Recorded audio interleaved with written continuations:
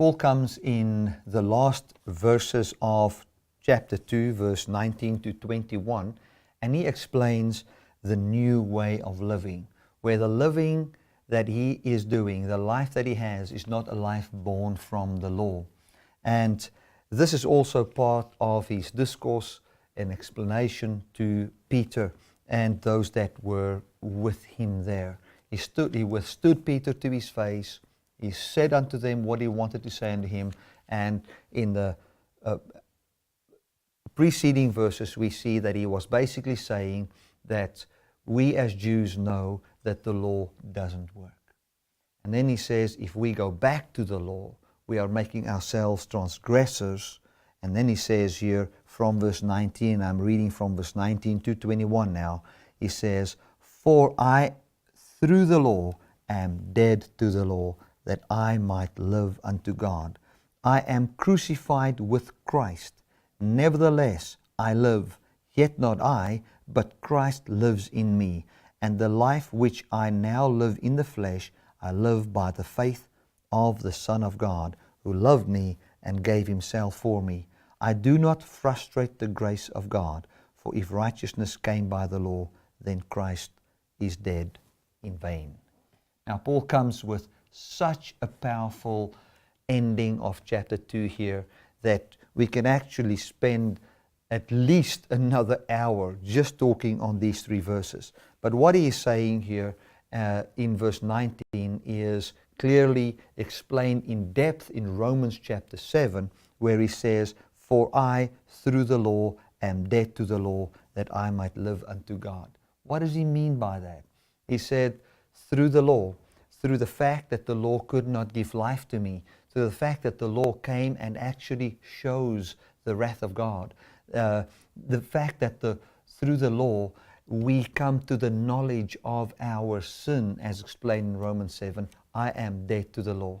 So he says, the law has shown me that by my own works I can never through the law have life. Therefore, I am dead to the law. He also then talks about the law, and I believe it is incorporated there. He talks about the law also as prophesying unto Jesus. The prophets prophesying unto Jesus, Abraham, David, Isaiah, the minor prophets. And then we see Jesus Christ coming forth. And what he is saying is, I am crucified with Christ. Nevertheless, I live, yet not I, but Christ lives in me.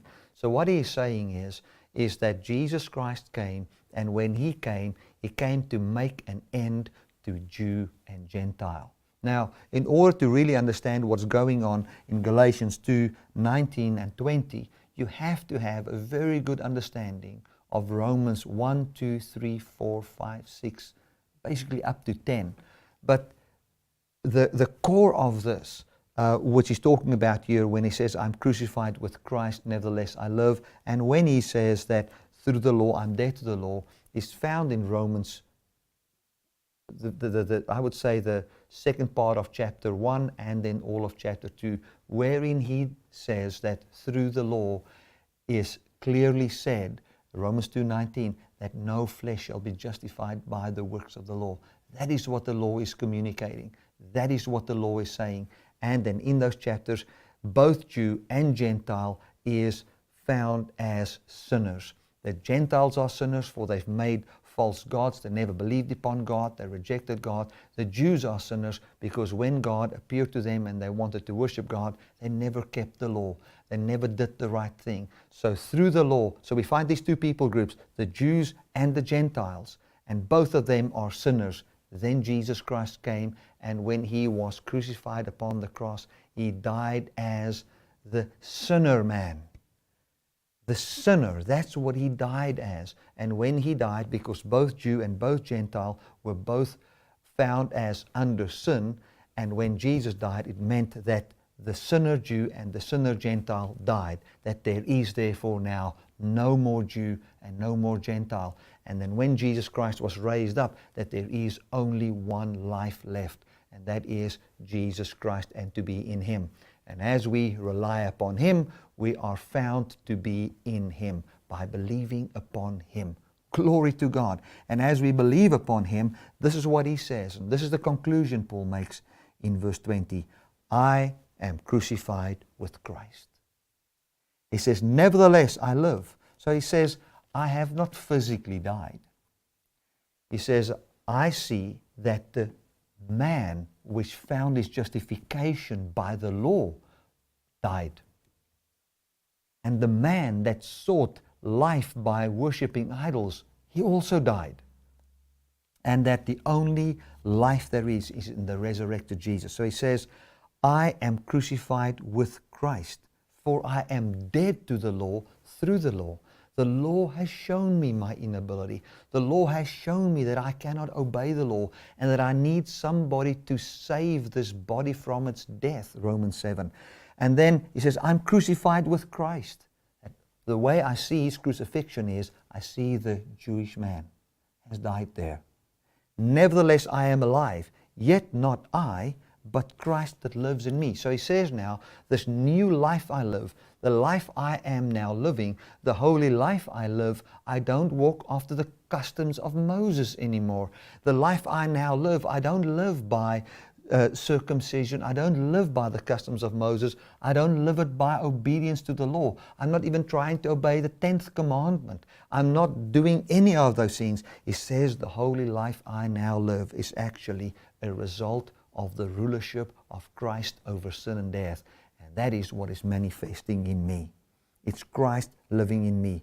And the life which I now live in the flesh, I live by, in other words, the physical life I live in the flesh, which they would say he is a Jew. He says, the life I live in the flesh.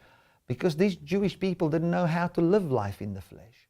They thought, well, now we are Jews, we get saved. Their whole identity, all their life was in their ethnicity, and that they've been given the law, that they've been given the customs of Moses, and so forth. Now that Jesus Christ has come, what are we to do now?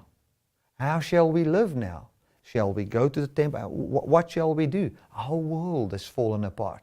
And now Paul comes and he says, well, I'm actually dead to that whole old way of living. I'm completely dead to that, for it could not produce life in me. And the life I now live in the flesh, this physical life you see me living here, I am living it by a revelation of the resurrection of Christ and what that means. That's why I'm preaching to the Gentile. That's why I say there is no more Jew, no more Gentile, male, female, none of those things, slave or free. All people are the same, for I have a new reality, a new truth whereon I base my life, and this reality and this new truth is powerful and is producing the life that I am living. It says here, the life I live in the flesh, I live by the faith or the faithfulness of the Son of God who loved me and gave himself for me. And then he ends it off by actually saying what is truly going on in Galatia, truly going on in Antioch, truly of what was going on in Jerusalem and everything. He says, I do not frustrate the grace of God, for if righteousness came by the law, then Christ died in vain.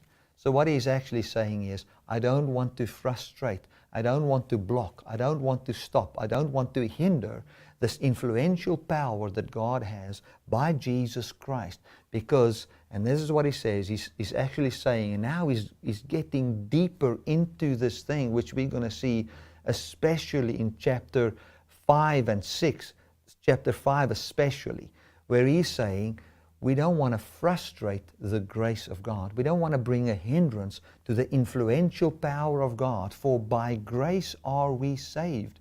So we don't want to hinder the power that's bringing forth salvation from sin and death.